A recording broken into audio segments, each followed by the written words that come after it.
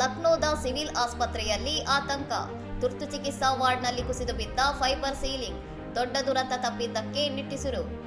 ಲಕ್ನೋದ ಪ್ರತಿಷ್ಠಿತ ಸಿವಿಲ್ ಆಸ್ಪತ್ರೆಯ ತುರ್ತು ಚಿಕಿತ್ಸಾ ವಾರ್ಡ್ನಲ್ಲಿ ಅಗ್ನಿ ಸುರಕ್ಷತಾ ಕಾಮಗಾರಿ ನಡೆಯುತ್ತಿದ್ದಾಗ ಫೈಬರ್ ಸೀಲಿಂಗ್ನ ದೊಡ್ಡ ಭಾಗವೊಂದು ಇದ್ದಕ್ಕಿದ್ದಂತೆ ಕುಸಿದು ಬಿದ್ದ ಘಟನೆ ನಡೆದಿದೆ. ಅದೃಷ್ಟವಶಾತ್ ಘಟನೆ ನಡೆದ ಸಮಯದಲ್ಲಿ ವಾರ್ಡ್ನಲ್ಲಿದ್ದ 9 ರೋಗಿಗಳು ಮತ್ತು ಸಿಬ್ಬಂದಿ ಕೂದಲೆಳೆ ಅಂತರದಲ್ಲಿ ಪ್ರಾಣಾಪಾಯದಿಂದ ಪಾರಾಗಿದ್ದು ಯಾವುದೇ ಸಾವು ನೋವು ಸಂಭವಿಸಿಲ್ಲ.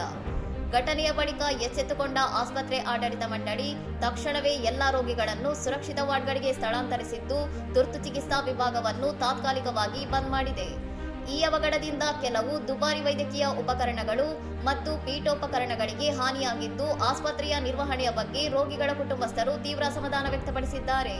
ಪಿಡಬ್ಲ್ಯೂಡಿ ಇಂಜಿನಿಯರಿಂಗ್ ತಂಡದಿಂದ ಆಸ್ಪತ್ರೆಯ ಚಾವಣಿಯ ತಾಂತ್ರಿಕ ಪರಿಶೀಲನೆ ನಡೆಸಲಾಗುತ್ತಿದ್ದು ಮುಖ್ಯ ವೈದ್ಯಕೀಯ ಅಧೀಕ್ಷಕ ಡಾಕ್ಟರ್ ದೇವೇಶ್ ಚಂದ್ರ ಪಾಂಡೆ ಅವರು ಉನ್ನತ ಮಟ್ಟದ ತನಿಖೆಗೆ ಆದೇಶಿಸಿದ್ದಾರೆ.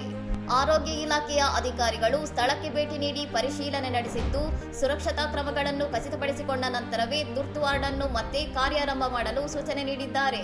ಇನ್ನಷ್ಟು ಸುದ್ದಿಗಳಿಗಾಗಿ ನೋಡ್ತಾ ಇರಿ ಸೌರಂ ಟಿವಿ.